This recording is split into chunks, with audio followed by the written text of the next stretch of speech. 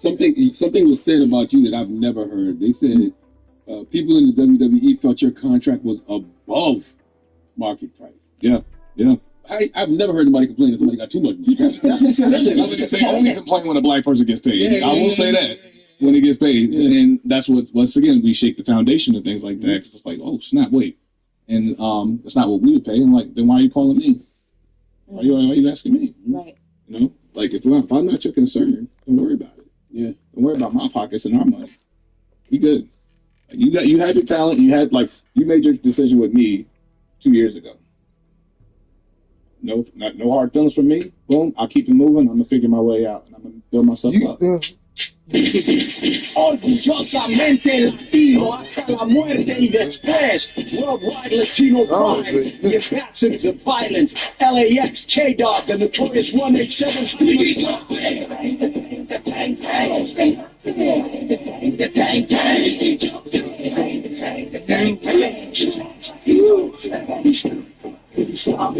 I'm from Miami, not Compton, down with the X's and the C's.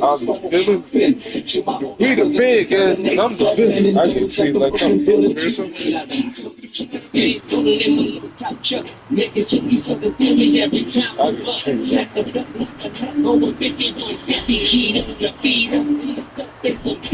Welcome to TJ 100 Conan and Disco. Millions and millions of condolences. Pound after pound of a writing about the later.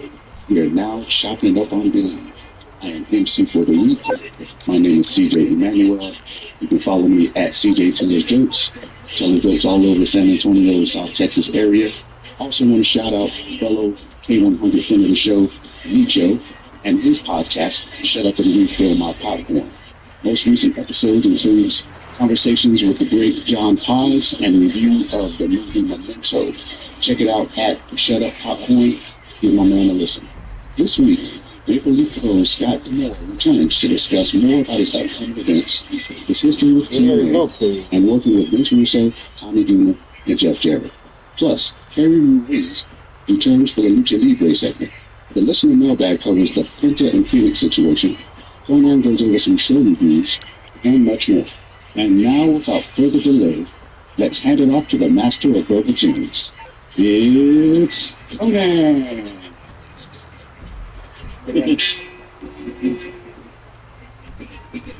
Yo, we're back with episode 430, keeping it 100 of Conan, the mighty DI, and Jojo, the Philly entrepreneur. Boom, what it do? Don't know. What's happening? Yo, we're back like we never left. Let's start off the show like we always do with the shout-outs. We did never leave. No, we never left. Yes, we did. We actually end when we end the show, or do you stay on 24 hours? I thought you meant like we left like the no, you know what I meant. You just want to be a dick. Okay, watch your mouth. Watch your mouth, young man. If I put your name, watch your mouth out with soap. Did your mom used to tell you that she was going to wash your mouth out with soap? Nah, she just said that she was going to spank me or hit me. So if I butcher your name or city, my bad. It's already tobacco accent. We keeping it 1,000. Boom. Chris Parrish Podcast, St. Albert, Canada. Brunette 73, Nova Scotia, Canada. Luke Robbins, Wales, United Kingdom. Vincent, Ottawa, Ontario, Canada. Jack 2003, London. MG 214, Sydney, Australia. Justin, Auckland, New Zealand. Kuhan Bash, Swansea, Wales. We had a lot of people from that place. Brian Hutton from, this is actually a city, Flin Flon, Manitoba, Canada. Michael Dunn, Sydney. Zubaz, originally from the 215, which is Alabama, now in Saitama City, Japan. Ashley Bradbury from Mansfield, England.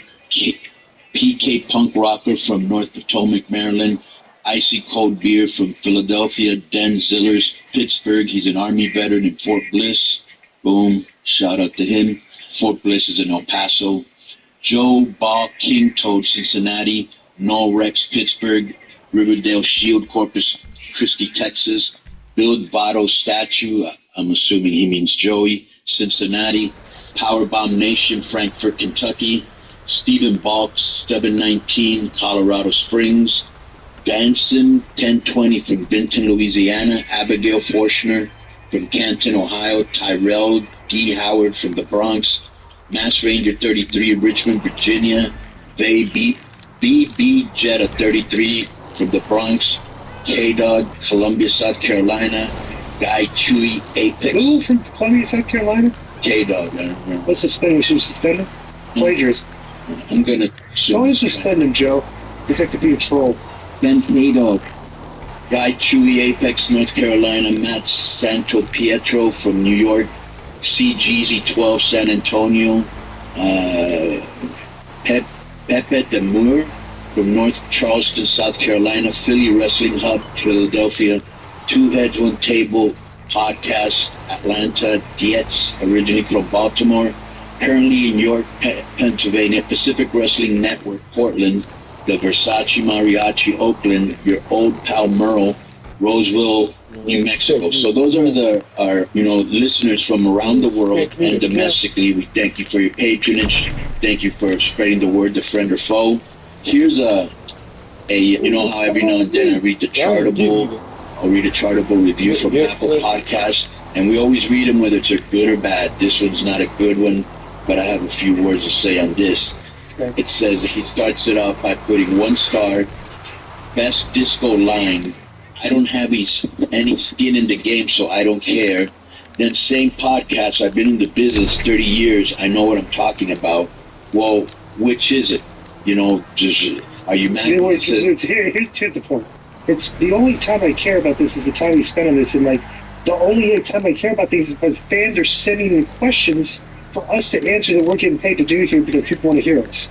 That's the level of care I have for this. Well, here's the thing. You know what I'm saying? So people, I'm not bringing stuff. I'm just answering topical discussions. Well, to piggyback off of that, he says, I don't have any skin in the game, so I don't care. Okay, well, what was he talking about? You're taking excerpts and just throwing it out there. The other one is, I've been in the business 30 years. I know what I'm talking about. Well, that's true. What was the question that he was answering? Then it says that Conan says we're growing in subscriber growth, and he puts, but you're not even in the top 20 of wrestling-related podcasts. Okay, so based on what? Yeah, that's not true. Yeah, because you know what I did, Joe?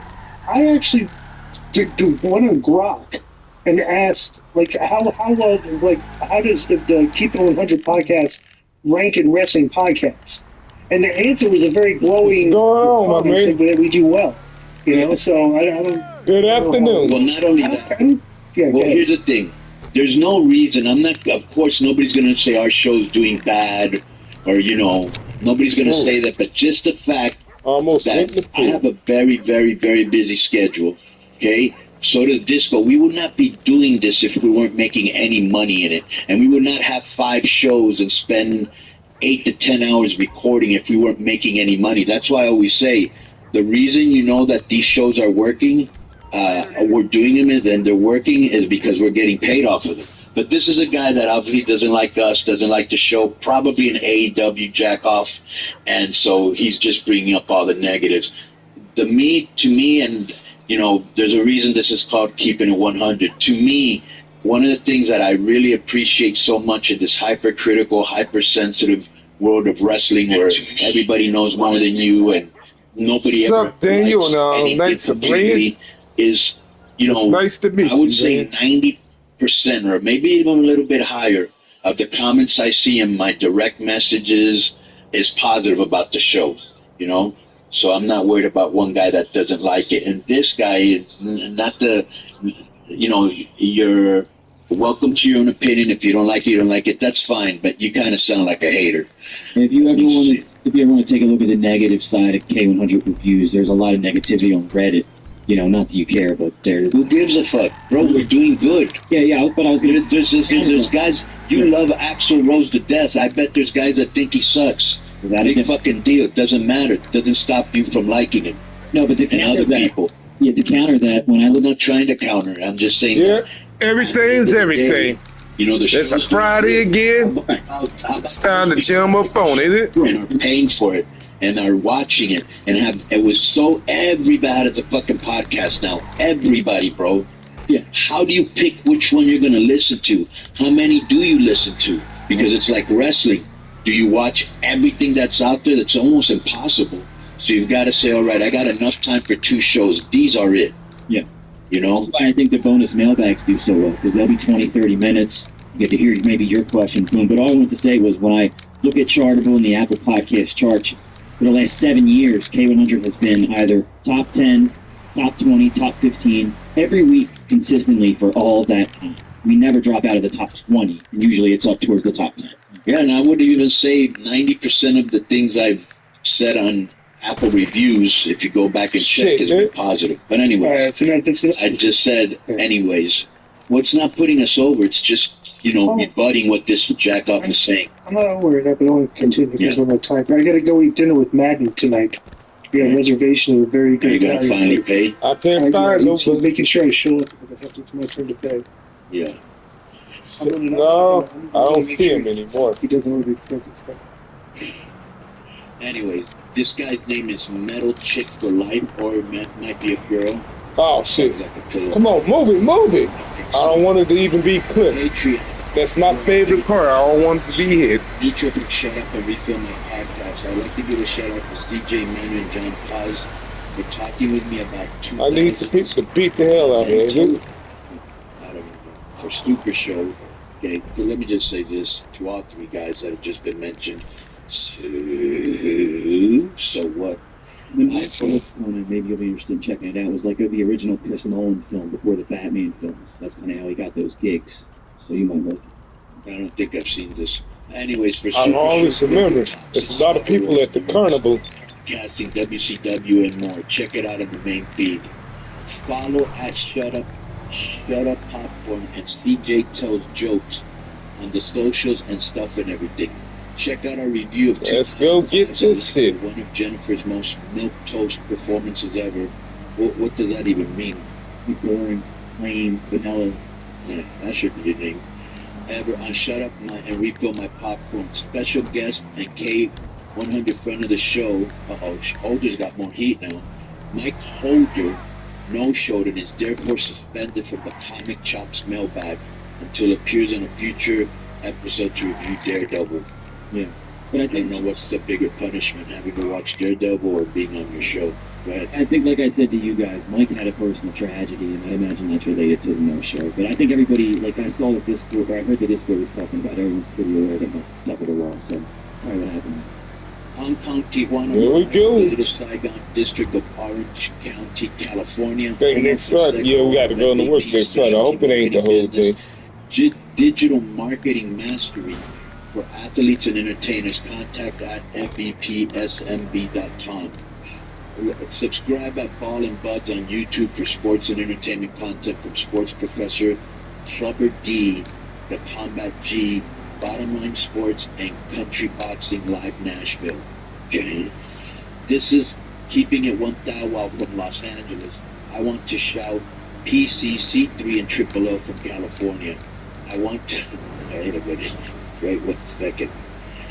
I want to shout out Disco for repping K100 at the Diddy Freak parties. H, do you want to spend this guy, Disco? Yes. Alright. By the way, Jeff Katz is going to hook us up with this guy that has all the info in Hollywood on P. Diddy, and I'm going to see if we can get him on the next few weeks. John Wood from New Orleans representing Time Code NOLA and Screamfest. Come check out our 5th annual Screamfest NOLA, October 18th, 21st, October the 18th to the 21st, featuring Texas Chainsaw Massacre with the living cast members and a Makes people beat up as well on as a Nightmare on Elm so I can Street gain double some feature strength. with Heather Langenkamp. Ooh. Yeah, she played the original girl, Nancy, in the first movie.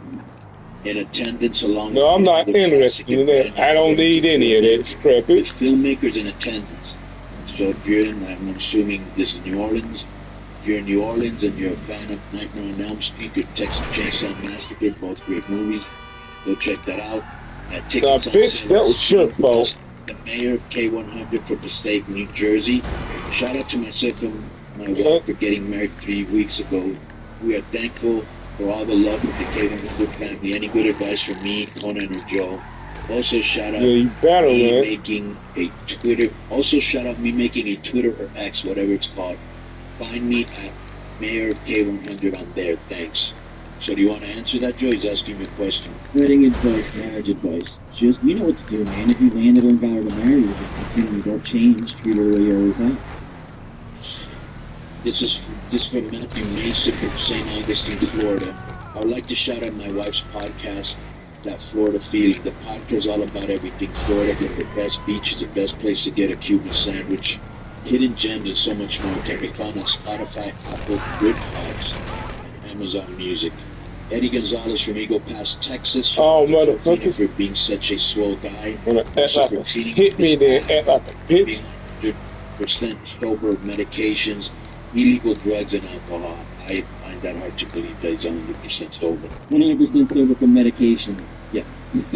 I still look fucking lush. Matthew Trevino, Filthy Animal Tier. Dear Conan, Casey Kasem, boys. Thanks for the Chicago Roundtable.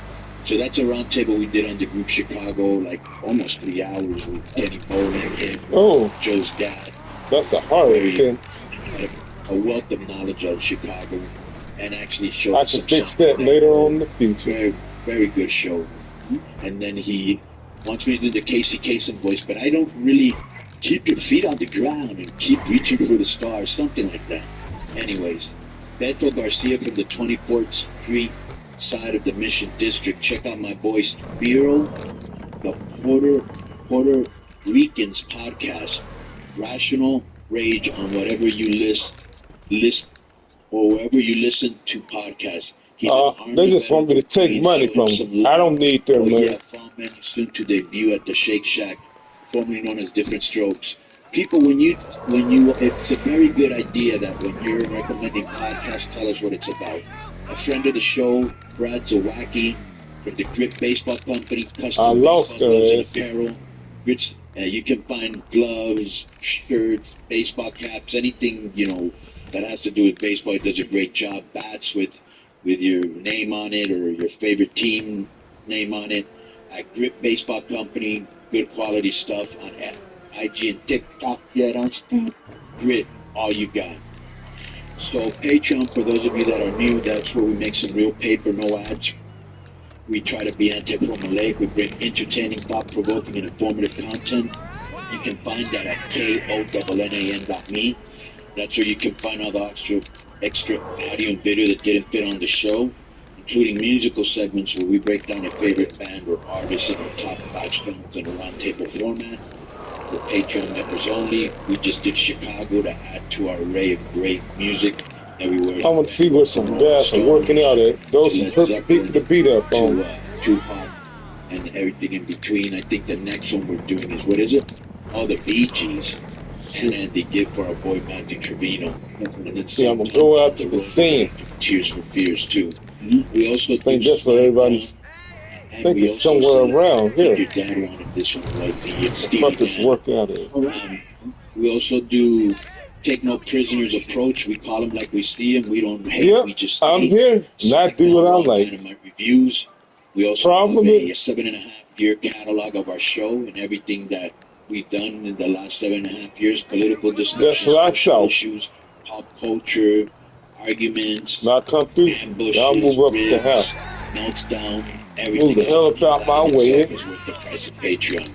I also send a lot of stuff from Mexico, promos that are only for Mexico, posters from Mexico, and just cool stuff that if you're a member of, if you like the show, this is for our fans at home.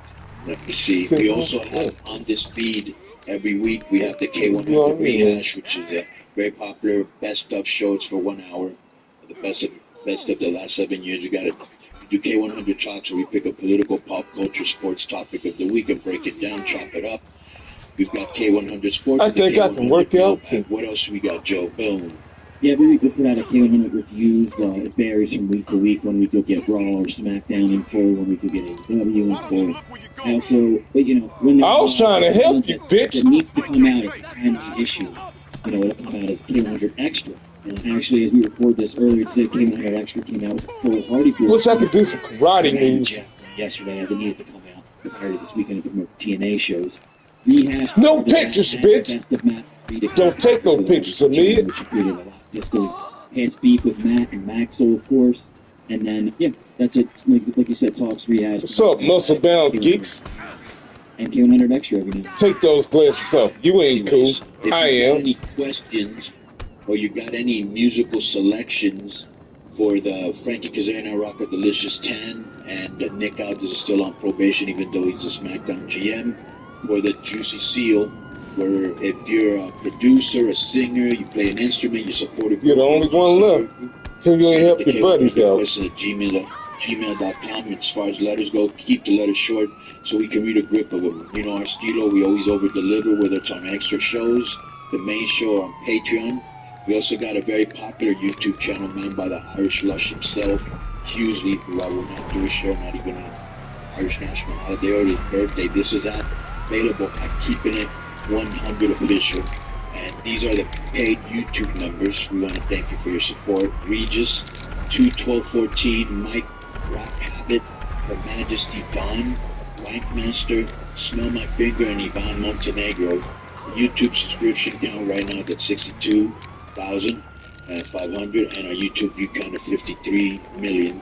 And he usually wants me to let everybody know that there's now well over 100 completely uncensored videos for YouTube members. This includes a private chat room, which means zero bots and trolls and zero advertisement interruptions.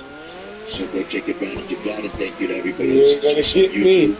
Joe's manning the ones and twos. You can follow the show and everything that's going on at K100 Corner on Facebook, Twitter, and Instagram. We've also got JJ Claxton and Chris Mason handling our biz on TikTok. Yeah, that's fun. You ain't gonna get me. I want to pick you up. I like that a lot. We should go and do it this week. I love it. It's tremendous. Hey, this is Bruce Pritchard from Something to Wrestle with, Bruce Pritchard, and you are listening to Keeping It 100 with Conan. Conan, my good friend, yeah, you know what I'm talking about. Yeah, you gotta run away. Keeping It 100 with Conan. What the hell else can you possibly be doing? Because you sure aren't going to be going to Disco Inferno for any advice on any damn thing. That is for sure. This episode is brought to you by Progressive Insurance. You ever think about switching insurance companies to see if you could save some cash?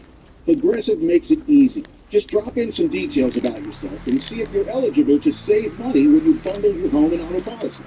The process only takes minutes, and it could be hundreds more in your pocket.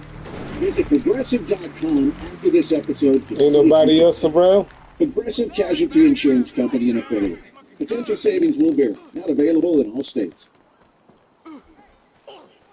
Let me help you, bro.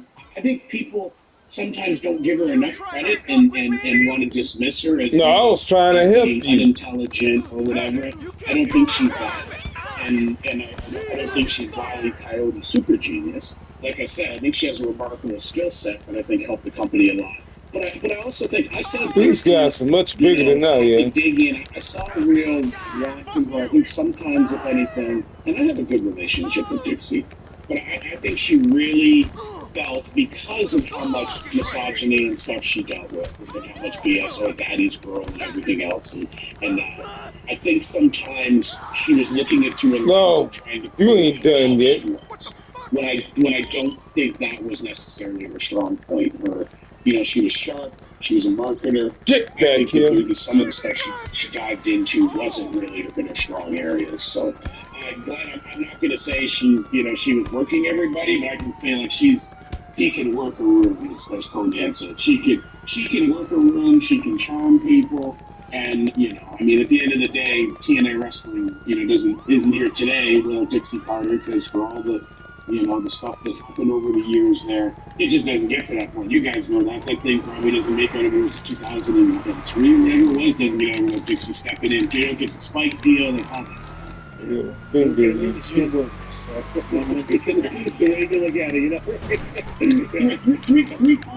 Three parties on a Zoom call, like a podcast, just throwing shade at somebody and doing a little wizard. Right. Oh no, my whole thing is charming. You how to work the room with the southern accent and all that, and that obviously is a skill, and kudos to her to that. when it came to wrestling, to me, she was clueless. That I will stick by that. Okay, so let me ask you another question. I hope you won't be as diplomatic. So, I get here, guys. okay, I get the Impact, and then Jeff, you take over from Jeff, right? Okay. Yeah. And you really change the culture of the dressing. You bring in great talent. I like the Lucha Brothers, and we start pushing LAX. We've had Taya, and the dressing is probably the best I've ever seen it. The writing is really sharp, and it still is to this day. Like, you really turned that place around. Okay, what led to you separating from Impact? I mean, clearly it wasn't my choice. Right. So, I mean, look, at the end of the day, I think it boils down to I'm very. This is what I'm trying to say. Okay, I'm very perplexed. Okay, very white word, by the way. By the fact that you were doing. You got a problem, boy? And then you weren't there anymore. You would say something smart. On board that had turned the company around. But go ahead. Look, I mean, I'm proud of the 7 years that I spent there, and sometimes some rough stuff. Got to do this for a long time to help your strength. Like, that company, I don't like that shit. Dead. You know that at the end of 17, like, it was in rough shape, and it took us all through 18. Some hit my own damn car. Really, just as COVID hit, we were just starting to get a little bit of, like, even just a little bit of daylight breaking through here and there. And COVID, and we kind of like, hey, let's just get the content out. And I'll say this, there was 3 people in the world, at least on the television level, putting out content at that time. WWE, AEW, and us. And those other 2 are big, massive machines with just boatloads of money. And the fact that you were Borash and Jimmy, pretty much, right? Borash left pretty early on in the Anthem, like when Jeff left, Borash left shortly after, yeah. Right. So it was myself, it was Don Callis, Sanjay Dutt in the beginning there, and then we moved on. Jimmy Jacobs was a huge part, Jimmy is one of my favorite people. I've known him since he was a teenager. He's completely big genius, Well, like I said, when I did that spot there with you guys, it's like, Jimmy, he wrote my stuff. And he gave it to me, and I'm thinking, like, bro, I didn't have to change a thing. I delivered it verbatim. Exactly. This guy just wrote me some good stuff. Like, I just went out and did it. That whole shtick I did was all Jimmy Jacobs writing. I just went perform, So, yeah. Get me back to my house. And then we brought in, R.D. Evans, Robert Evans, who is famously the guy who had it out with Vince McMahon at gorilla position over the Bret Hart speech. He was the writer of the Hall of Fame there. I don't know that story. What happened? Well, I mean, it's RD's story to tell, but in a nutshell, Bret was doing, his induction speech. RD speech each thing as a writer. Right, He was basically told, get with Bret, see what he's saying. It was clear Bret was going to go long.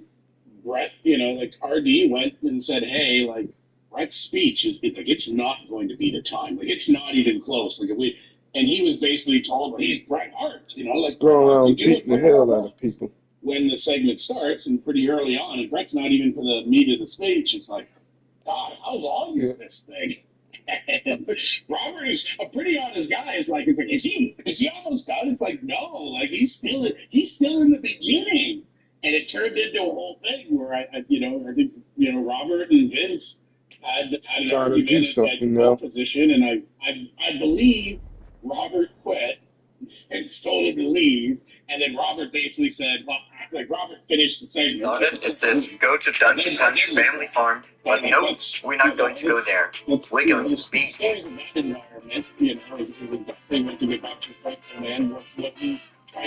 Yeah, nice. So, don't go follow the yellow hawker, but set your own waypoint, or if you are a total pro, then just go find it without. But either way, get to the beach. When you get to the beach, you simply just have to start knocking random people out with your bare hands. And I know, it might be a bit too crucial, but this is one of the easiest ways to increase your strength in GTA 5 online. And now you might be wondering, like, why do you have to start a mission for that? And well, I'm here to tell you, because you're in a mission like this, the police will not come after you. Even though you go total maniac style about killing all those innocent people, the police won't come after you. As I said, because you're in a mission. Very smart. After some knockouts, you will notice that your strength skill is increasing. And well, that's because it works. Of course. So, like they say, when one door closes, another one's open. So now you start this Toronto. Oh, what did he do for? We're going to the beach. What's it called? Maple Leaf Pro.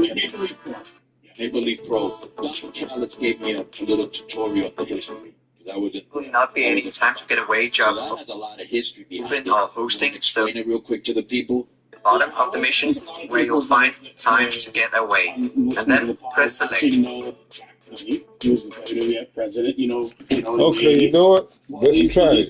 He's the nephew of Frank Tunney, and wrestling was promoted in Toronto by the Tunney family from the 30s, right up, and they sold to Vince McMahon. They sold the WWF in June of '84 was the last event that was Frank Tunney Promotions. And they always, that is called Maple Leaf Wrestling. It's been a long time.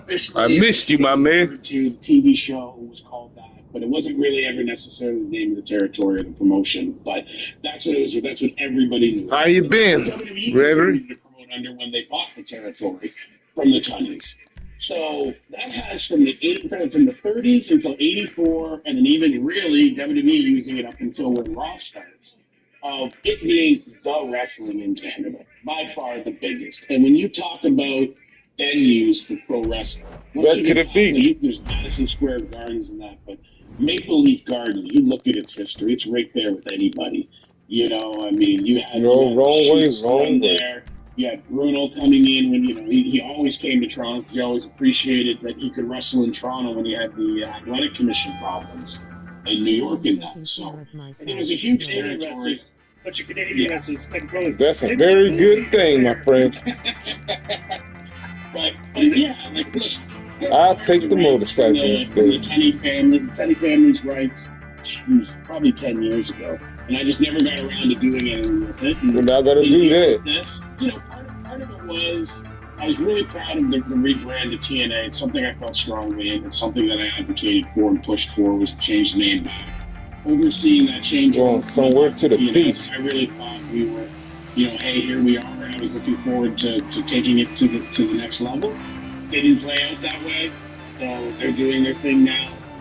Don't beat us cocky and arrogant motherfuckers. I had to be, like a miserable, grumpy old Italian for a while and be upset. I mean, it's a public record. I tried to buy the company, right? To set the record straight for those who try to say. Yeah, do it whenever you're ready, my friend. I'll be waiting. And then I tried to buy it. Just let me know. Huh? It's like, look, I think I know where I want this thing to go. I think I know where we can take it, and I'm willing to put, my money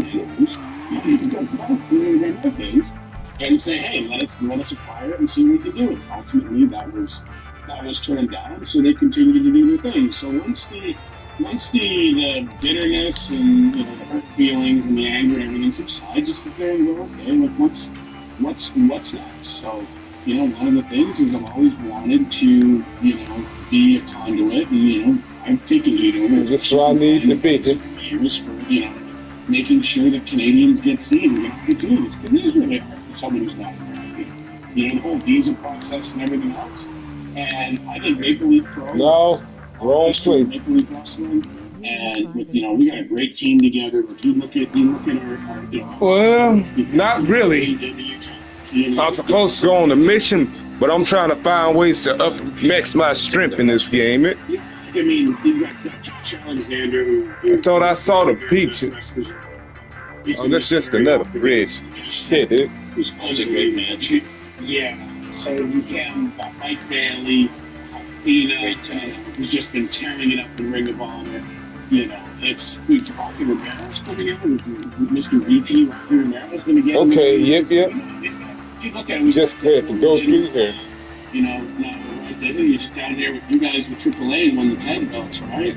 So he's a beast. Trevor Lee, WWE is Cameron Grimes. He's going to be there. Holly Ray, who is super talented in the ring, she's super. He's great in the ring, and then taking some indie people, right? Whether it be Laney Luck or whether it be Mike Rollins, these people, exactly. No bodybuilders around. Those are the people that go at it. It's like when you would go to me and be like, bro, I got this guy, bro, he's going to be the next Ray. Right. And sometimes they are, and you are often right with your predictions. You said something smart? Oh! These people that are pounding away and don't have a place where they're getting involved to be part of an event, that has, all the bells and whistles to it. When you look at it, our production team is top notch, right? Like Keith Mitchell is producing the show. He came out of retirement. Yeah, I'm super honored for Keith to be wanting to come up and do it. Like he's the man, right? The world class and taking that show around the world. The first wrestling show. Can you swim, boy? Nitro and Thunder. Was watching TNA. Yeah, and then AEW. He was there as executive producer, and for him to come up, he looks at it as a great chance to come up. Get off that phone. And something knowledge, right? Like Keith just has so much knowledge. He's a great guy. And he's one of the best. What you looking at, boy? Many would argue he was the best director, or among the best directors, at least. Like it's safe to say out there in wrestling, WWE, AEW from its inception until. So who do you have working for you, like in the creative department? I hit pitches too. Right now, that falls on me right now. Okay. We've got Kevin Sullivan, the creative director. Like he's going to be handling the packages, the post-production, and pre-production, and he's great too. That stuff. What you looking at? How many guys on the show? We probably have 9 or 10 pitches each time. Yeah, I mean, that was so. Like, when we got that go from TNA, they were the producer, and then me and Pat got. I said, no, it was like. Why do we need 5 producers here? It's like, why do we need 5 agents? Like, you literally get rid of 3 of us, which they did. It's like, one guy can age and 4 or 5 matches. It's not super difficult. The wrestlers know what they're doing anyway. It's not like you're typing it up and giving the scripts. So I was like, yeah, I always thought that was crazy. Like, how many agents and producers they had at shows. And I'm like, that's a lot. He said, like, Terry and Art. Like the 2 go-to guys, like 14, 15 matches. Like, you need 5 producers for 11 matches. Yeah, so you gotta watch your mouth, little girl. When I see something, it's like, hey, there's 2. You don't take a picture of me. Get up, light brother. Yeah. If you're looking to improve exercise performance, increase strength, enhance stamina, mental wellness, and youth, we invite you to check out the Aeon Man. You taking pictures of me? Use code WELLNESS15. You get 15% off your first order. And even up to 10% subscription. And shreds on time. Their omega-3 fish oil. Walk up, and then you're going to do my job was to make sure what came out of that creative room. Glenn, what do you think you're doing, girl? Represented as well as it could in that segment by the top. Right. I'm also I got a couple of people that come up and help out. I mean, one like Dino Brown's coming up, right? He'll be here. He's a good producer, lots of experience. Glenn, I would bring you, but you're still Persona 9 Brown in Canada. My worst, he nails it. It's even harder to hear than that. Like the big hell out of him. You never should have spit on the flag. I got a DVD live when I was 22 years old. I think about the camera. Now let me ask you a question, Scott. I predicted this about 8 years ago, and now it's happening. I said there's going to come a time when, being online is going to be more important than TV, right? Oh. Our numbers, AAA, I'm just talking AAA, are bigger than they are on TV. Right? You tried to rump me last time. I recognize you. They get like 20 million views. They don't do 20 million on TV. You have an online. Well, like you tried to do something. Will that be more important to you than TV? Will TV be a supplemental thing that you'll use? You won't be on TV. What platform are you going to use? Really, right here for these 2 events, we're doing a 2-night event on Triller TV. Right. So it's going to be 2 nights live on Triller, like streamed on Triller. Right. Will we now coming into these events? Because right now, and you guys will be part of it. We're really just starting. Even if we want to put together a pitch deck, we'll put together a scissor. We don't even have our own footage or or pictures anymore, right? So these events are the proof of concept to say this is what we're doing. Then in 2025, we'll be out there, we'll be plugging, we'll be running some events, we'll be pitching some. I think whether there's a broadcast component or not, you would be ridiculously short-sighted to not be able to sit there and go, you are going to reach more eyeballs through digital channels than you are through conventional broadcast television, right? And you see it, and people go up and down and talk about all the numbers and the ratings and everything. But you look at the amount of households That will probably it is just can going be to fun, continue to but go down. Is it follow the gonna yellow go marker, away? but set your own waypoint, or if you are a total pro, then just go find it without. But either way, get to the beach. Join a mission like this. I hope you enjoyed it, and I really hope. And boom, guys, as you can see here, my strength is now maxed out at 100. Everybody has TV. Okay. But your Kudos, your Zumos, your subscriptions. It takes forever to do this shit. And then your devices, right? Your tablets, your cell phone, social media, right? I mean, the one nice thing about television is you have that YouTube is huge. You can really monetize that. Yeah, and I mean, even Facebook and stuff like that, the monetization that's possible on there and the reach is unbelievable. So, old war horses like us who've been around long enough to remember people saying, oh, one day people are going to be Give me a cigarette, boy. not even going to be on TV. Oh, yeah, okay, whatever, nerd. Right. Well, all right, like you guys, Glenn, you were probably in the room. TNA was one of the first companies going out there and getting paid by YouTube for what they put up there, right? Like WWE, they're doing takedown protocols and everything else. That's still a big part of things, but TNA kind of leaned into it, and JB was front of it. I remember JB being they're going to pay us. So like they're going to pay I'm impatient. And this is going to take forever. That's what makes me mad. And it was pennies, but that Quit going near me. initiative that JB was part of spearheading. Geez, I think that was probably like 4 or 5 or 6 somewhere in there. And you look at what now YouTube and everything else is now. I mean, these companies make a lot of their revenue from digital revenue. So it's a much bigger revenue line in live events and stuff. And I think, Conan, to your point, I think, for some companies it's here already. For other companies it's not here, but one day will be where their biggest line item is digital revenue. Okay. What's the show that we promote the show, the date and stuff, and everything like that? Yeah, you guys kind of caught me on guard here. I'm screwing it up. I'm getting texts from Joe asking if I can bump up an interview. So I appreciate the focus in me. Conan, I'm probably the first person ever that Glenn has got to focus. Let's just talk about that. Focus. So, look, Looking at my cart. It's in Windsor, Ontario. Looking at my motorcycle. TNA's ran many times, always a rowdy crowd. But most importantly, it's a 2-night event on Triller TV. The Triller TV app. Triller TV is Triller.tv or Triller TV. I honestly don't remember whether now it used to be FITE, FITE. Great app platform. There's all the TNA stuff. It's on there. Anybody can go to Triller TV, order it. Why don't you tell us, Alexander, Mike? Yeah, stop. It's your first night of promoting. Why don't you tell us the date? I was getting there.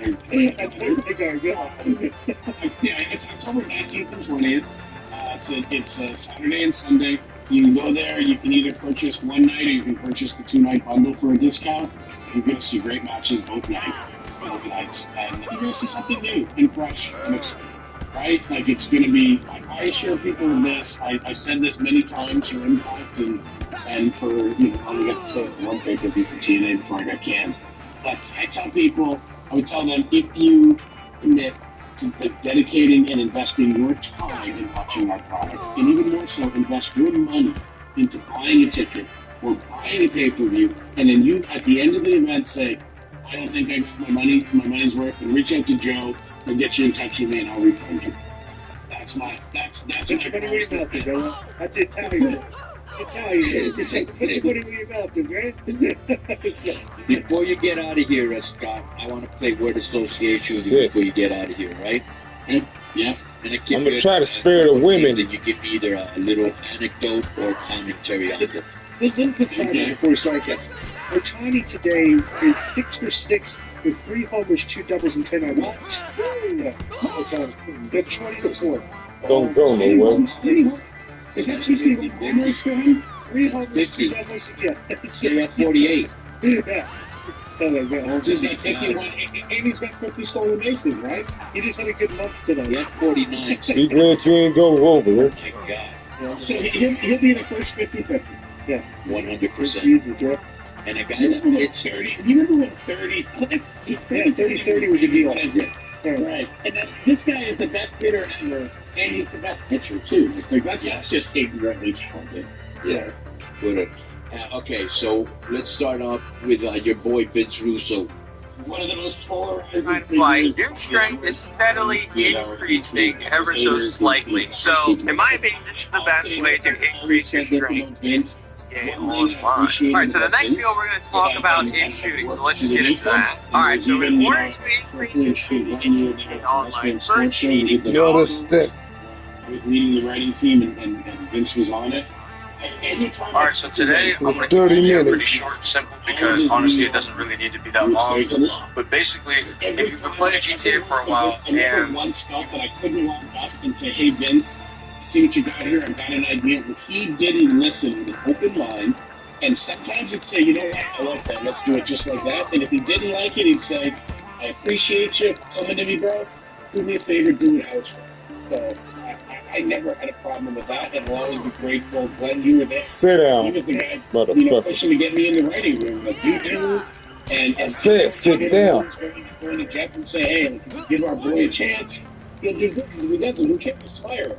But once I was there, this is the one that got me in that writing room. Yeah, but we like your company too. That's why we're going to be right back. We like it. I'm going to get my motorcycle. Yeah, All right, another name, Jerry Jarrett. Look, I say this all the time. Before a TNA pay-per-view at the Fairgrounds, when they first opened that concession stand, I would get the first cup of coffee. Jerry would get the first hot shot. It probably helps explain why we had to rush Jerry to the hospital, but that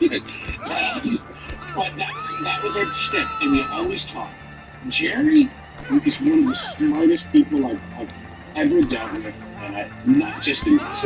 Like, what we structured the DeMore Group to be in real estate and property development, a good chunk of how that business is operated in our key. You got in our way, bitch. These things I learned from Jerry Jarrett standing at the concession stands. Give you something to the fire, and now you got to pay for it. Double J. You talk about someone who could sell a car. You know, the guy who's got more lives than any cat out there. And to watch him, like in Wales there, with that poor crowd rocking behind him a few weeks ago, I don't think Jeff ever got his due because it was very cool to hate on Jeff. And I know it was easy to hate on Jeff when he was, one of the owners of the company and the booker and the top guy. Yeah, because everything revolved around him. Yep, and you can, there's an argument to be made. Hey, Oh, you got a fight on her. You can agree with that, not agree with it, and it can be bad. But if you look at this point at Jeff's body and work in the wrestling business, both in the ring and what he's meant to That boy can run, can't he, huh? And his ability, I have a lot of admiration for Jeff. One thing that I'll never, ever, ever stop being just completely amazed by is his ability to dream, right? Like when he's like, I don't know, maybe we'll do something. Jeff has a vision and he's going there. He's got his board and he's working towards it. And he's as hard working as anybody. And he always has a vision and a dream. You can like it and not like it. But at this point, at 50-something years old, still carrying it in the ring and still making moves behind the scenes, like, well, how cool is it that when he came to Dynam to AEW, a lot of fans go, oh, what's this old guy doing? What's he do? Like, taking away from him. And yesterday, he went in there to the babyface now. Right. Yeah. Great stuff. Dutch Mantel. Your crazy old uncle at the wedding. I mean, Dutch, I would just love him. I think in Dutch, everyone would be sitting there, letting be leaning back, he'd be scribbling on something, drawing a picture, doing whatever. and you were just sitting there talking about something, and Dutch is the... Fight you. Like, glad you didn't get the point, obviously you will too, because of the cultural, significance of it, but is there if Dutch was Italian, would there be a better consigliere than Dutch man? I still say to this day. Well, I know you're not. I learned more about the wrestling business from Dutch and Jeff than anybody else, because I thought I knew a lot about the business, right? But they would tell me things that never even would have ever crossed my mind. Like I never would have thought of like things that they like structuring shows and stuff. Like I just didn't know. So but they were, I learned more from Dutch and Jeff than anybody in my life. Another one for you, Scott Raven. I know. Remember when we had the two out of you? That's it. I'm getting desperate. I agree with that. Oh God, I don't know. I love Scotty. You look at him. There's a period in time when he was as influential as anyone in this business. And he's a funny guy. I love the fact that Raven hated me. Told people he hated me because his mission was to make sure I was buried because I didn't introduce myself to him. Because I've been specifically told that, hey, you always say the wrong thing. Scotty's really miserable. Stay away from him. So then when I went to Raven, I've explained, like Sabri told me, because, I have a big mouth, and I said, here's an explanation. You didn't understand. I was mad because you didn't introduce yourself because I know you. If I hadn't known you, I'd have been mad if you tried to introduce yourself. But since I know you, you got heat because I know you have to introduce yourself. But if you know you, you don't need to be proud. And then I go like this. I go. How am I supposed to know you don't? He goes, dinner together. And I'm like, oh shit. I just need to make that strip, so. We had dinner at the So I wanted to do restaurant in Marietta at 2 different tables and never talked. But that's why he had heat with me, because I was obligated, through professional courtesy to say hello because he knew me, because we had dined in the same restaurant at different tables like 4 years earlier. Definitely one of a kind. And then, sorry, to top it off, he hated Truly me for 4 memorable. years. And then he was on the phone with Tommy Dreamer. Dreamer goes, "What are you doing?" He goes, "I'm just driving, to a show with the master of the Demoralizer." Raven goes, "What?" He goes, "The Demoralizer." He goes, "What's that?" He goes, "It's Scott Demore's finishing move." And Raven goes, "His name of his finish." Tell him I don't hate him anymore. Oh, now that you mentioned that name, Tommy Dreamer. Can we get a cut this off soon? Okay. Well, then I'll say this: Tommy Dreamer is a true brother to me. When he was at WWE and was told, you can't go do the more show, he kept doing it for months. And then when they finally told him, you are not allowed, we know you're supposed to be in but you're not allowed to do that. He said, okay, I understand. And then as I was freaking out, because somebody had called me from catering to say, hey, Tommy's going to no-show you, he comes rolling into the building.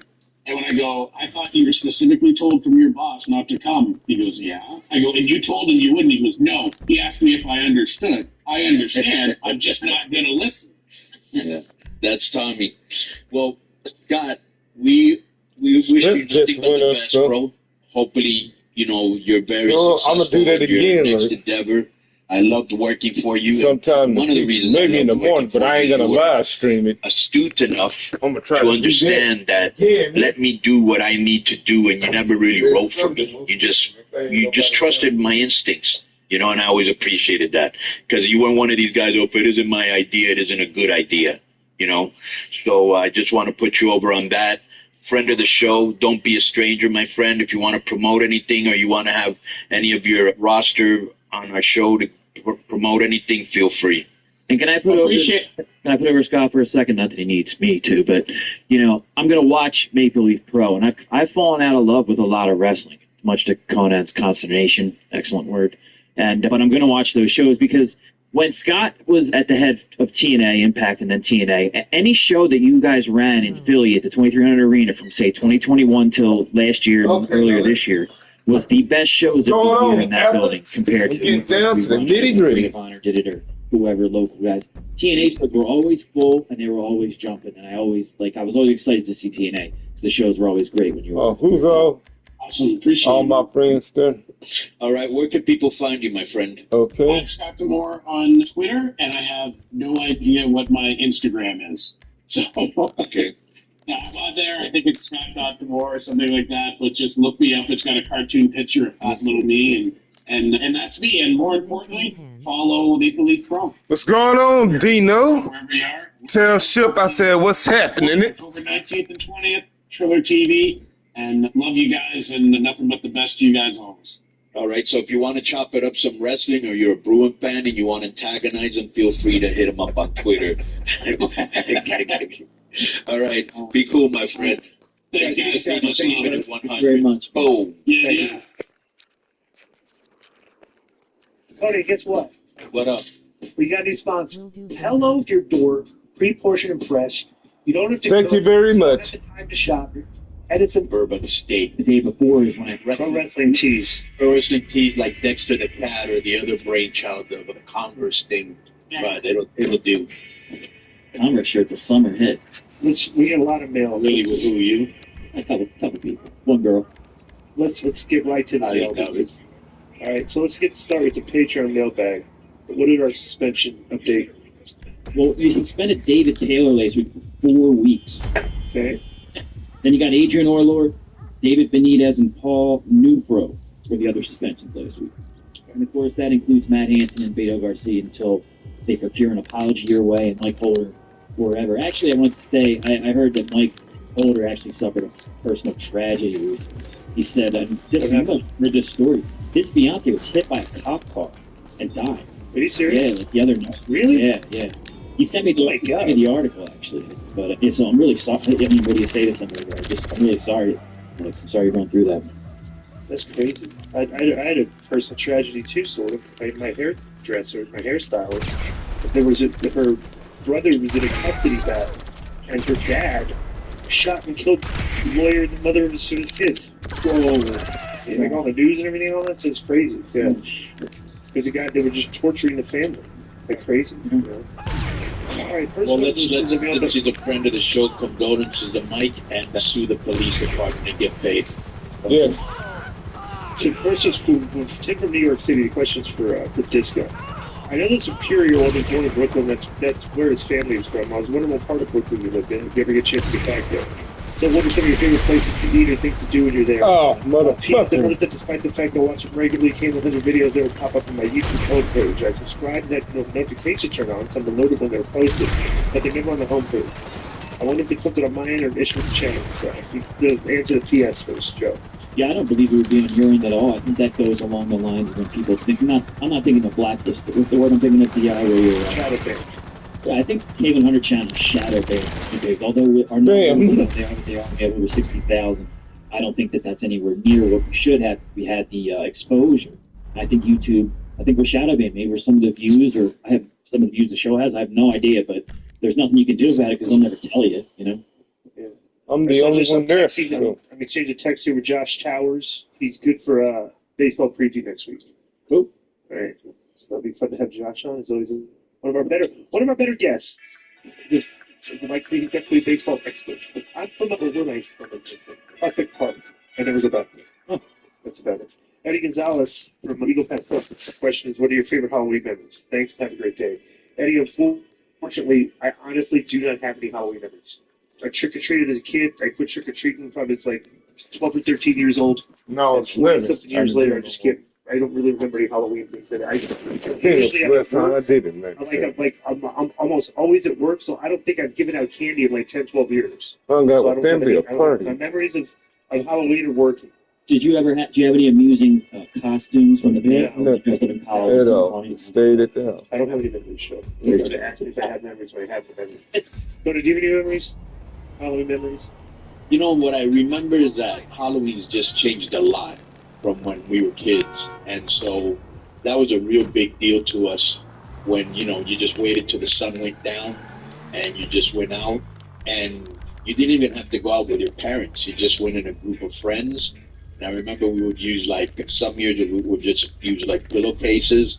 And you'd figure out who had the best candy. And the cool part is when people would make their house a haunted house. But and then as the years went on, you know, it got more violent. less kids were going out, more kids were going out with their parents. Like here, Yeah. you'll see more people trick or treating in the day than at night. Like hardly nobody comes to our neighborhood to trick or treat anymore. Like it was a real big thing when we were younger because it wasn't as violent. You know what I'm saying? Mm-hmm. You know, I'm not sure if this started during COVID, but they do a thing now also called trunk or treat, where a bunch of families and whatever they all go to the same parking lot and give out candy, so nobody goes to the houses or some shit. It's kind of lame, man. Next is from Eddie Nicholas from LA. Got somebody joining in. Go ahead and just. What's Zebby, up, after Disco you. Show? My question is for Disco. Having spent years working in a strip club environment, have you ever found yourself romantically involved with a dancer? So what was that experience like for you? How would you Let me consider check dating you out the strip club? again. If you haven't done that path yet, would you be open to it? I also like to hear Conan's take on this also. I look up on how to get full strip, my friend. It's crazy. And All I right. both like to sleep Let's do it. longer than I would like. I'd like to. So yeah, it's ridiculous. So since one of them was, I'd wake up and go to the gym and work out and stuff like that, and she'd question where I was. I said, "Well, get up and go to the gym with me." And I said, "Sleeping all day." So, Well, they've got to be what do naturally. you take on this? They've got to be naturally suspicious because all the guys that are cheating on their girlfriends or wives, right? They just think, well, all men are like that. How about you and strippers? Well, I know for a while you did date a male stripper when you were giving out free hugs and kisses at the Shake Shack. That also had a little jealousy, but that's your story to tell, Glenn. I'm not judging or selling it for you. I'm going to condemn those comments. All right. Do you have the condemnation music, Joe? Yeah, now that we're back on streamer. Yeah, let's condemn that.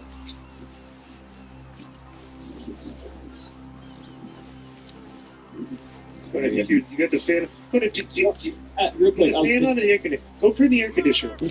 and let me say too, I'm gonna try, if I freeze, I'm gonna try Zoom again because I've noticed now StreamYard, that's when Disco's like a second behind. So let me just, if I freeze, it's the Zoom's fucked up. I'm gonna try it. Well, this is fine actually for me. Something's funny. I tried to do it and it says Zoom is not available in your country or region. Maybe Zoom crashed. Maybe it's not just All right, next one's It's hostility. Riot Sticks. Thanks, guys, for having here. Great content every week. The questions about the Riot Sticks. The ever since this faction debuted, has been a copycat of the majority scenario very wired to. You know, think about Dallas, not as much of a college wrestler's great, to catch up bad acting. That's when you take good months to be believable, the whole thing's stale. But again, they all took the storyline to bring the Riot Sticks to the next level. PS go Astros. PPS usually sucks. So this is another person that usually kind of taking the place of Billy a little bit. Have you noticed that? He's appeared on the live streams with you, Cody, that people are taking shots at Houston. He's a little more bearable than Larry, though. Than Larry. Yes. Okay, so, yeah, Larry took a shot at me again. What happened? Oh, that thing blow me up. Let me see here. You want to see this? Yeah, I'll grab it.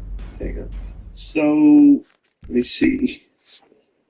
So I got it. Some Mark. I got it on the screen, yeah. Okay, so some Mark said, you delusional F, no one ever went to WCW or TNA show to see you. Get the F serious. So I posted thoughts on the mental acumen of this person. So Larry said, not great. They weren't intelligent enough to replace went to see you with can't take people to make those kind of mistakes that serious, Glenn. Oh, man. And then I tweeted him, I think nobody can argue that if they're given the choice where they can pay and have to see me as opposed to pay and have to listen to you, that nobody would pay to see me and do what you do as opposed to me. 100% to 0%. I'm going to try something else. And Larry said, I probably called more Triple Mania shows that you have had matches on WCW pay-per-view events. And where did Conan go? Step away for a sec there. All right, so Larry, what'd you hear, Conan? Nothing.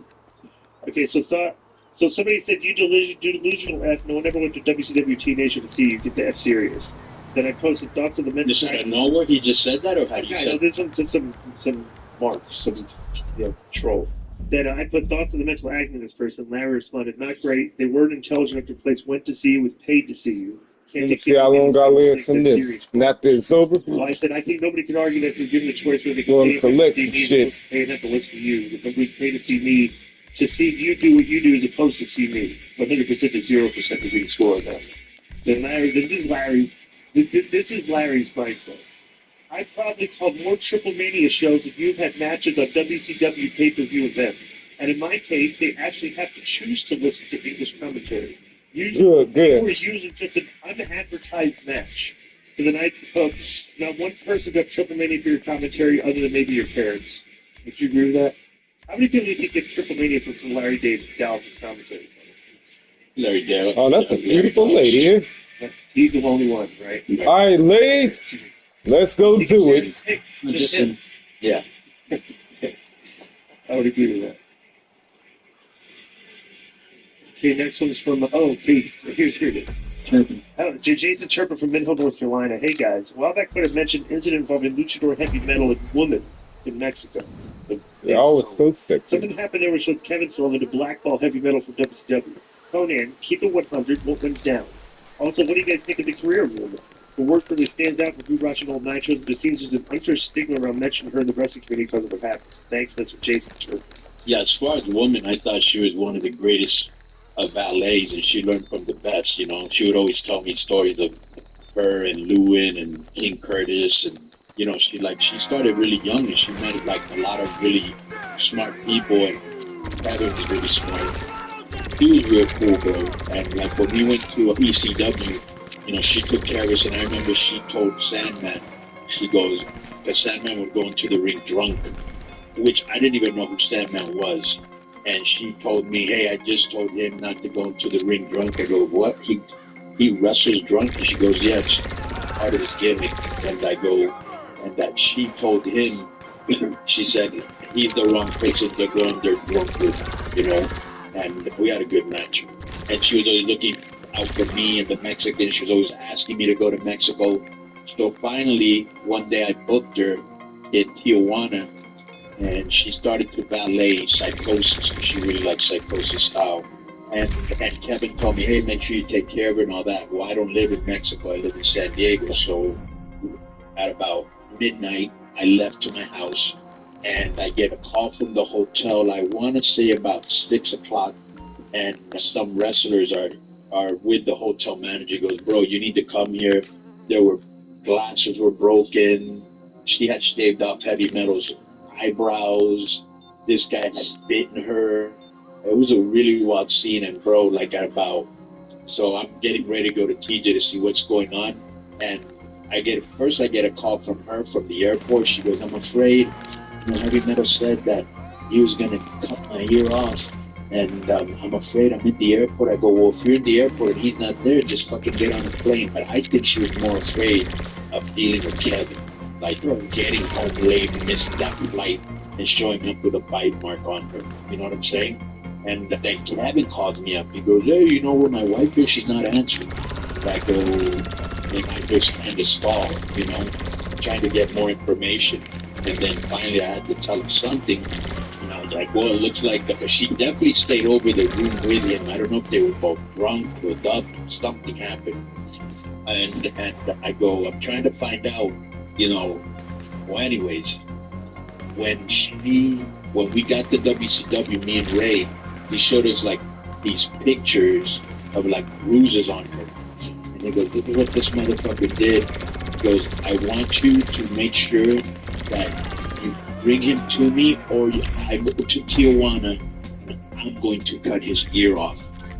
And I was like, Jesus Christ. He was super pissed. As you can imagine, that's his wife, bro. Yeah. And so I was like, and so I told my boss, I go, why don't I just fucking go in the ring and beat him up and kind of show Kevin, you know, that we took care of it. So we got in a match, we roughed him up pretty bad because my boss said, don't hurt him because then I can't use him. And I showed the film clip to Kevin. He goes, this is not good enough. Like, I think his pride was really, you know what I'm saying? I go, bro, I don't care what you do or how you do, but you need to disappear for a while. But this motherfucker, he's just going to find, you know. Like, there was and he would ask me a couple of years later, he goes, what actually happened that day, that night? I go, Kevin, I swear to God, I don't know because I wasn't there. Yeah. It was really, there was a lot of tension because that's my boss. And I thought, oh, I'm going to get heat because I didn't take care of him. You know what I'm saying? Right. But there was really never heat. There was just a little bit of tension. And the only reason I'm saying the story now, because they both passed away, because I have nothing but respect for both of them. Hey guys, this is Keeping It 1 Pal from Rotation. You talk about when you felt like you were in your prime in the ring. People at the top guys are at 30 to 50 years old and they have the psychology and instead to rely on storytelling and matches.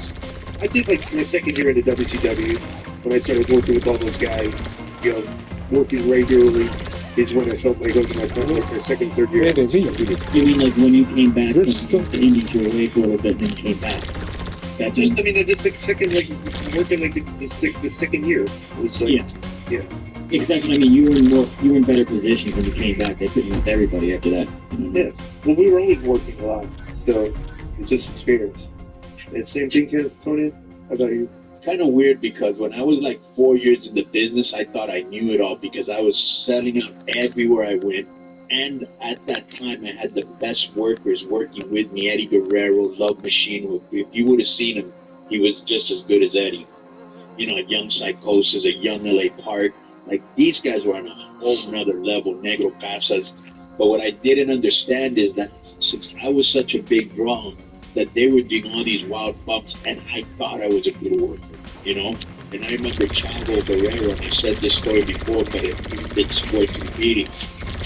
Chavo Guerrero Sr., you know, Chavo Classic, Eddie's older brother, who was my idol. We were in a bar, and he actually took me. It took me 10 years to learn the business, and I remember I had such a big head. I was thinking in my head. I did tell him this. I go, it took me 10, I already know it, and I've only been in 4. But he was right. It took me about 10 years to learn the business, you know. And I'll tell you when I really knew I learned the business, when I went to Puerto Rico. Because in Puerto Rico, you had to call it in the ring because they had separate dressing rooms.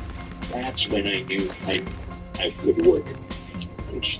Next is from Adam DeMoy, our boy from Pensacola Beach, Florida, who's got the heat with Tony Schiavone. It's been 3 years since I coined the phrase Johnny Garbaggiano on the show. And guess what? He's still garbage. Anyway, with your rival of Phoenix attempted to the WWE, do you think Cody will integrate them into a nightmare stable and take on Roman and the Red Bull bloodline? And that cheap NWO silver knockoff bloodline is Souls Pose trying to get out. If this is the plan, I'd be very careful how to make like the WCW invasion of WWE. We definitely don't need the perception of AEW invasion versus the original bloodline. How would you book this Discover Cody? Yes, I don't know if content is more down the dumps right now, AEW and Jaguars. I guess at least the Jaguars make money still being trash on like Tony Stanley's wrestling organization. I've heard one that never really hasn't really a lot of pleasant things to say. You agree with that, Joe? Like, yeah, I think he likes to act with Shivani a little bit. I think he probably really doesn't like PK or Tony Khan or AEW, but I think he ups it a little bit just to mess with Tony, guys. And he is a Jaguars fan, so if they stink, obviously with that, he would think, well, they stink here. Or just like Penton, you know. Kind of a bloodline with Cody. I could have told you how I would do it.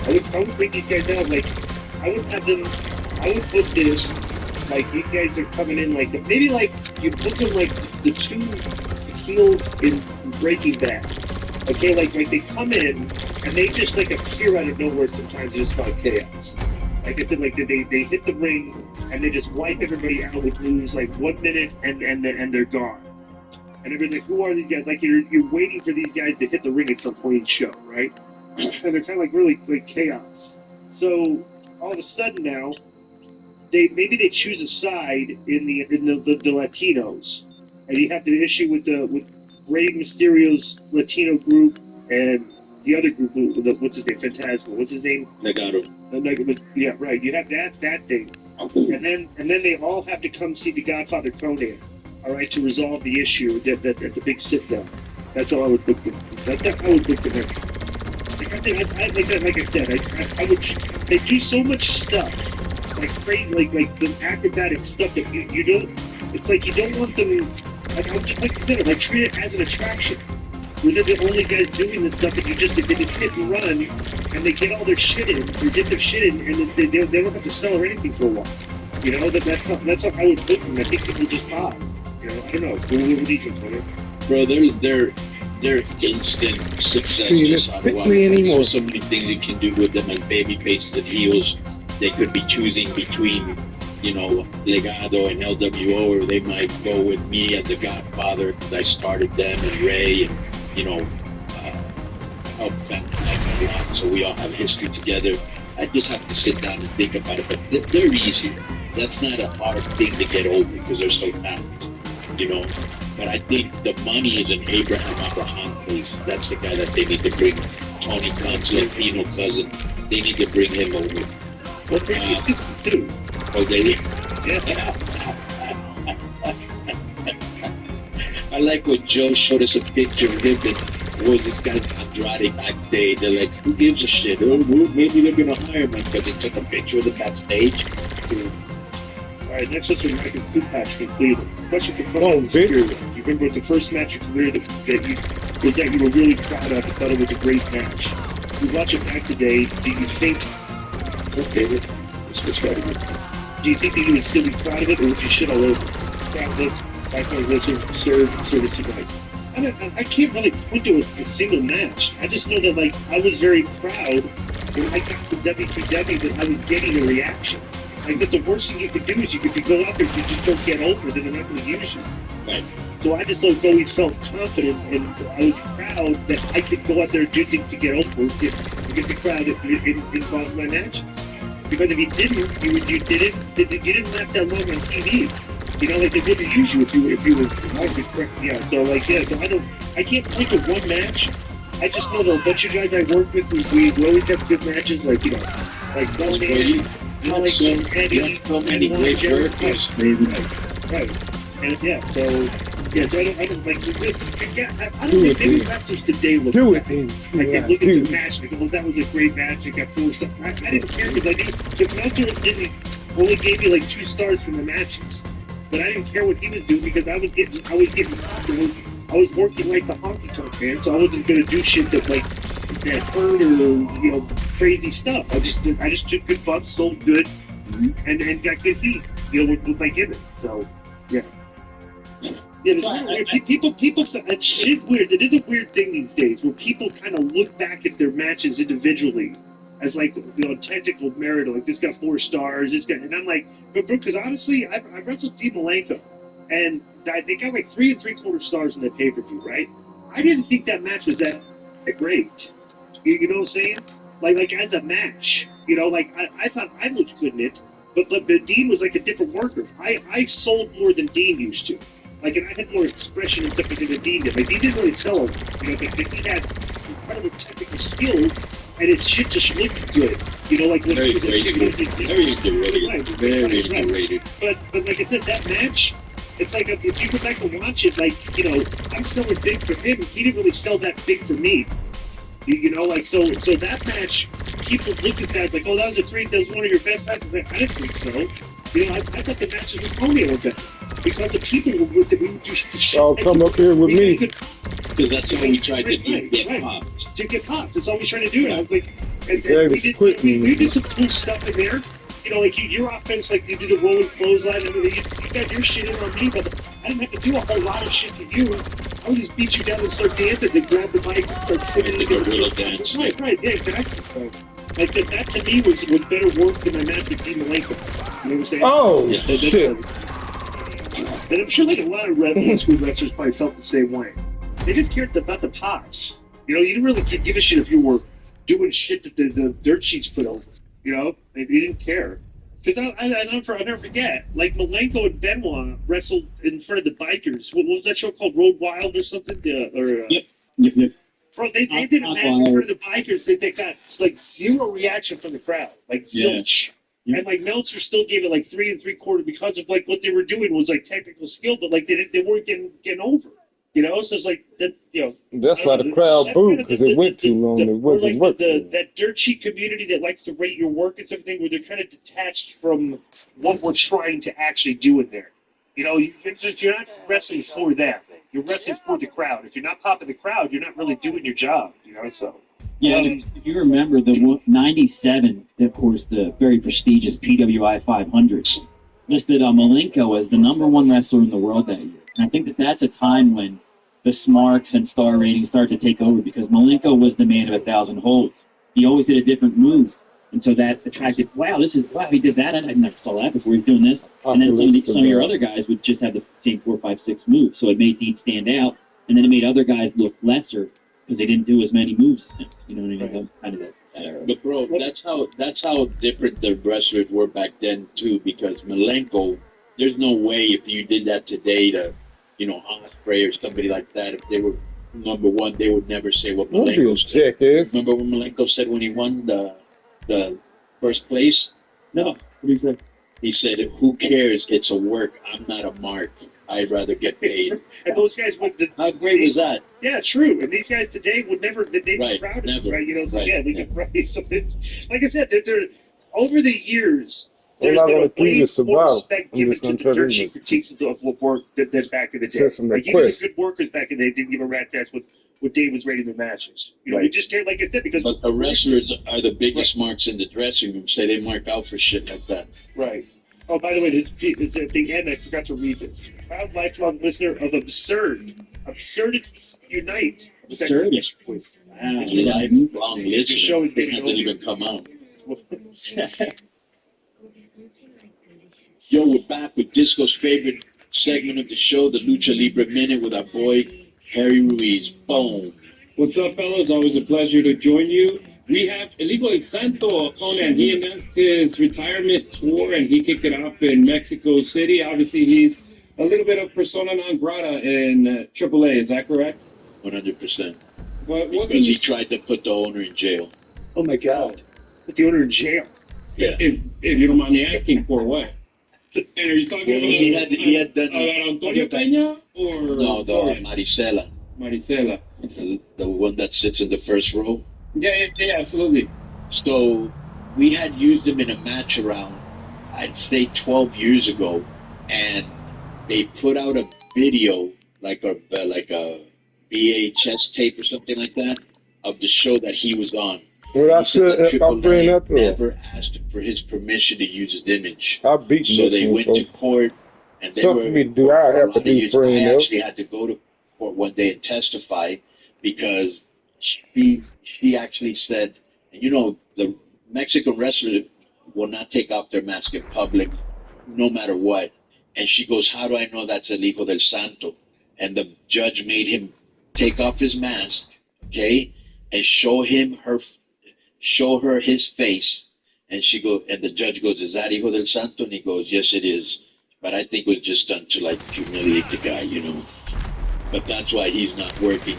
And then and he can't work for CMLL either, because when Mystico is getting hot, he was asking for a lot of money, and the owner at that time, Paco Alonso, was like, "Why would I pay you almost 3 times what I'm paying Mystico?" And so they got into a big fight. That's why he can't use nobody from CMLL or AAA on his retirement show, and it did not do well.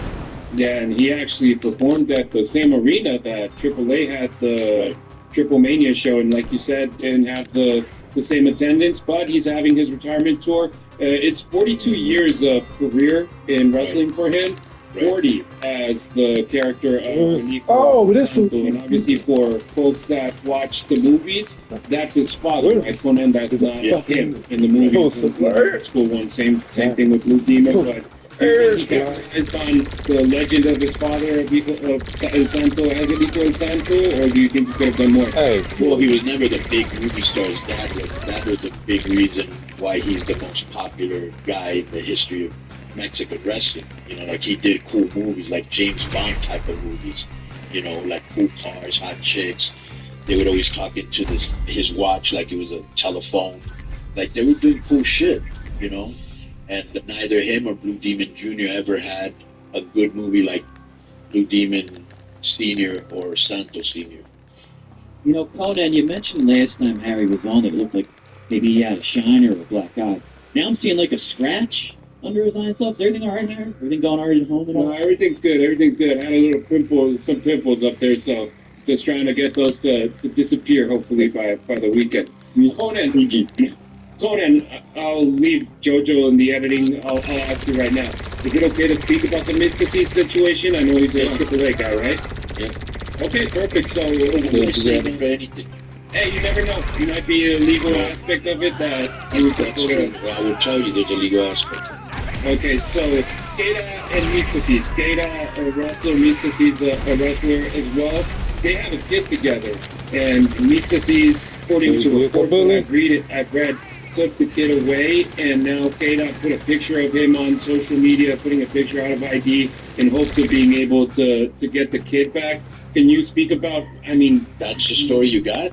That's what I read on social media. That's what I was. Actually, I heard it first on Wrestle Talk, and right now I'm just trying to like figure out the details. The Wrestle Talks, the folks from the Great Britain that they put out videos daily with the news. That's pretty much like Disco says on the show. They aggregate all the news from all the other websites, which is what most websites do nowadays. What's the situation then? The situation is that him and I'm not 100% sure because I wasn't there, but this is from sources very close because obviously he works for us and she used to work for us, and I know them both very well. She took the kid in to the hospital, and the kid was like malnourished and not being taken care of, and he had a high fever. And so when the father went to visit him or found out somehow, the social services had already taken the kid away from her, and they gave it to him and his family. All right? Now, I don't know if she knew this or she didn't know it, but she said that he had kidnapped the kid. All right? So that's why she put a picture of him without the mask, like there's a kid, and I think they even did like an Amber Alert.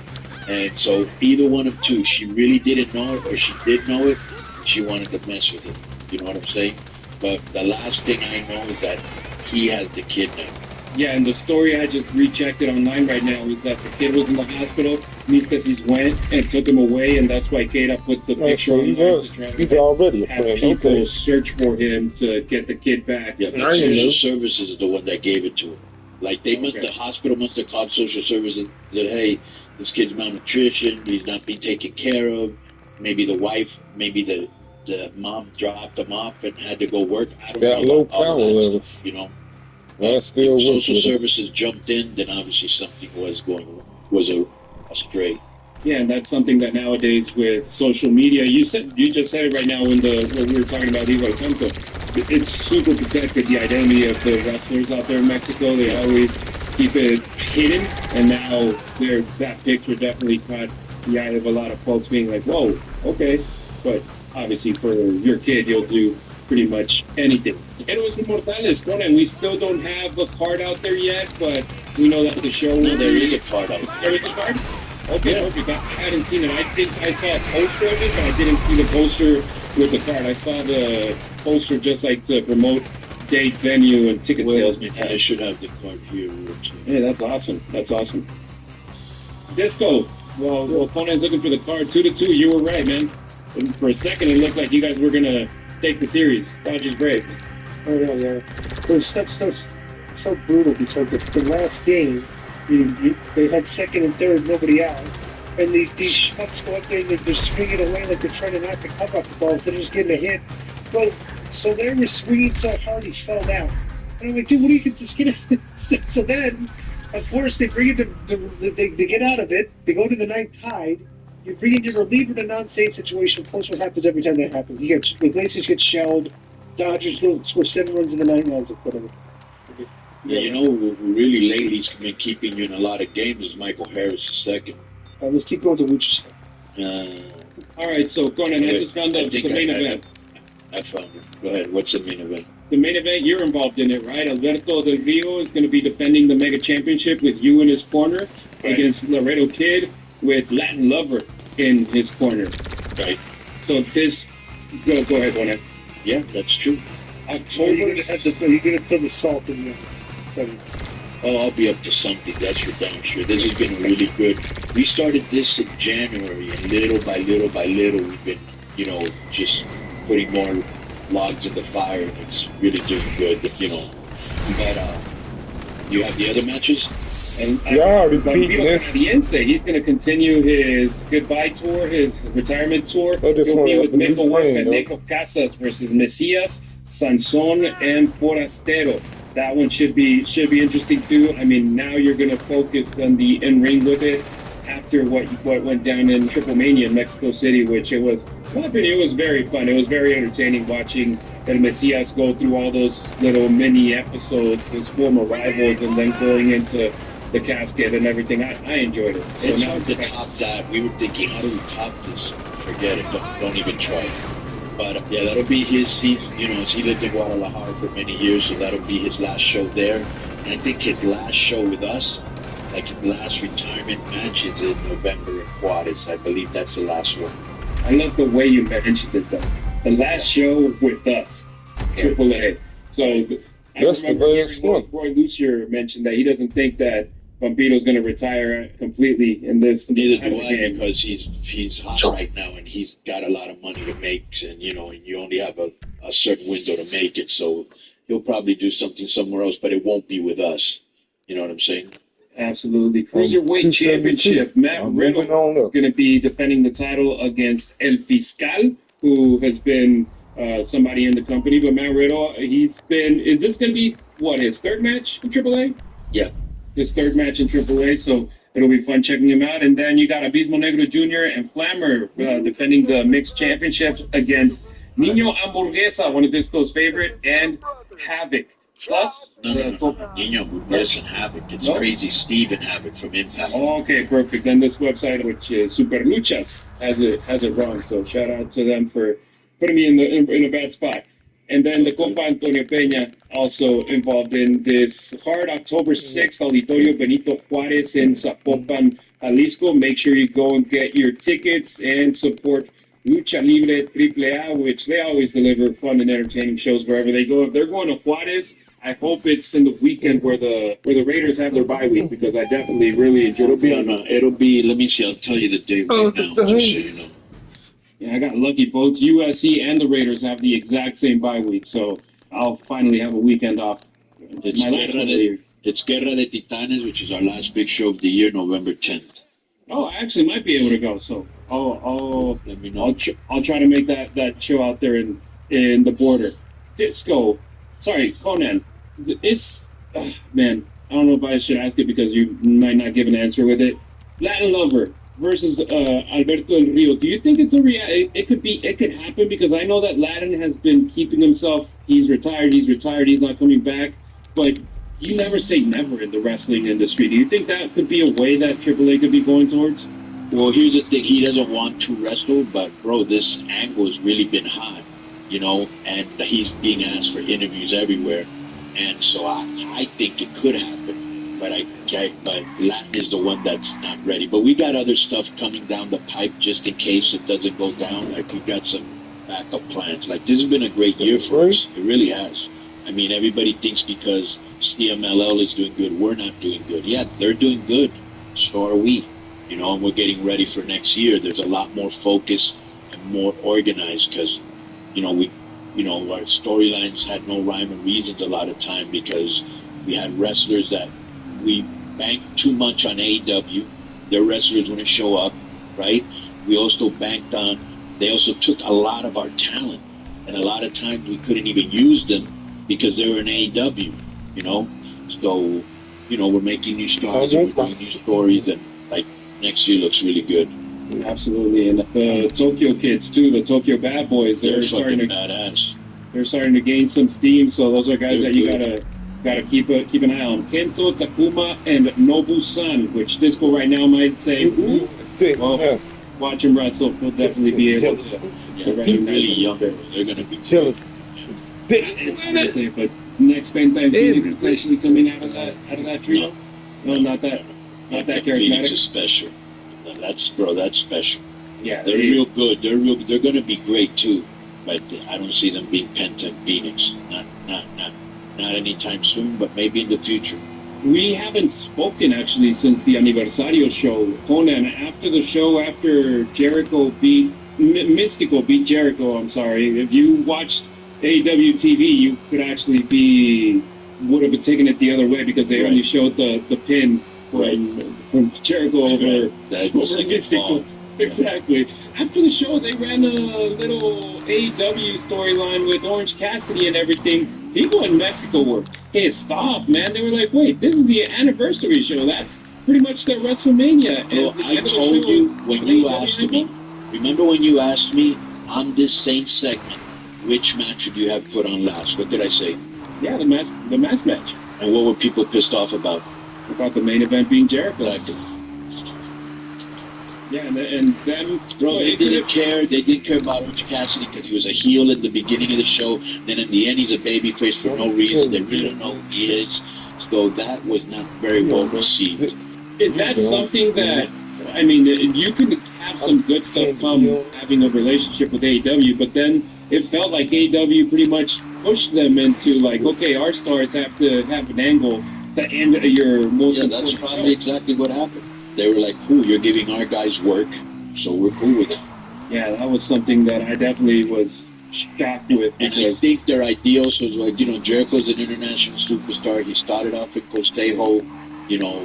We're not going to be able to get him many more times, I assume. Let's put him in the main event. But I just thought, bro, that all of that doesn't matter.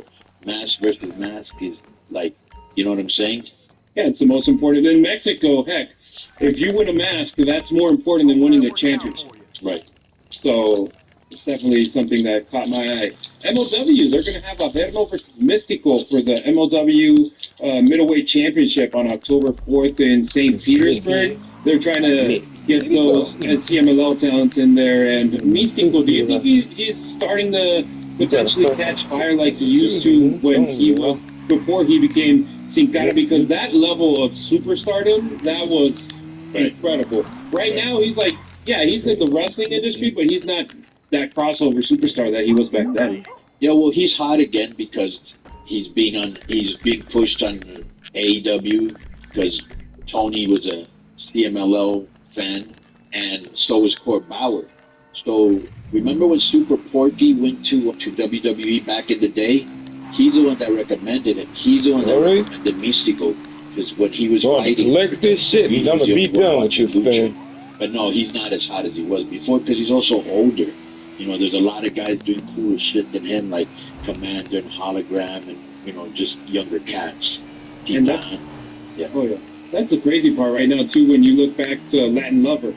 I think his podcast, his show on YouTube is giving him the popularity back that he once had when TV was hot, because in Mexico, YouTube is popular with the people that have shows that are like over an hour. It's the complete opposite of the U.S., where everything consumed in 10 seconds. Over there, they want long-term format, and I think Latin Lover, if you asked me a year ago, he would be in the mix and people would be asking him to come back to the ring, I would have said no chance. Now it's like, man, people are like begging for him to have another match, and his YouTube channel is just killing it. So hopefully he's doing great numbers. $1 million a show. He's doing great numbers. Weekly. And by the way, I don't know if you caught that episode with the promoter that he did. He had like a promoter, the guy from TJ. Serna from Juarez, your hometown. By the way, got on one bum. There was no need to be pro two of them. Because he's from Juarez. No, I don't know. The only one that I'm close to, or that I know a little bit better, is Pagano, because he's from out there from the Juaritos. So yeah. They have, what was I just saying before that? Yeah, no, the show that they have from Juarez, the promoter from Monterrey, Caos Alonso, and the Mark from TJ Nacho. Yeah, and one of them went in hard on Alberto Del Rio, and I'm like, man, come on. Like, hey, stop it with this thing. He's not going to work with him no more. Tony, guess what? What up? The newest K100 Partners, a company we're all big fans of. No, I don't. I got Andres Presley hoodie. He's because A1 for that. Number 2. I'm going to give an honor. I was chilling in the cut on IG Snap. Did he make a list this week? Yeah, I just said they're number 5. Oh, number 5. Okay. Yeah. All right.